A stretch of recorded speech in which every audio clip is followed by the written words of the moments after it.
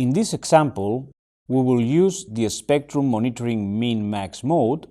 to analyze the 5G and 4G band in the upper UHF area and detect whether there are signal level peaks that may lead to interference and poor signal quality reception in signals from other bands, such as broadcast signals.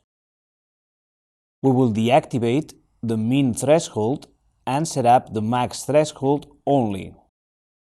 Once the monitoring task is launched, we will be notified whenever the 4G or 5G signals exceed our specified threshold, and we can then study whether there is a correlation between that event and a drop in quality on other received signals from other bands.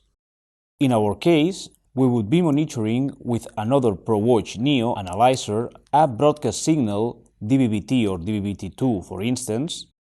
under the signal quality monitoring mode,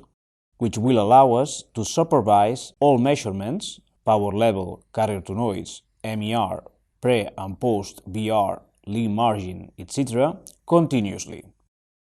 In this way, if we see that there is a repeating simultaneous occurrence of a peak in the 4G band and a drop in signal quality in our monitored terrestrial multiplex, we can certainly assume that this is a cause and effect type of situation, and the root of the problem has been identified.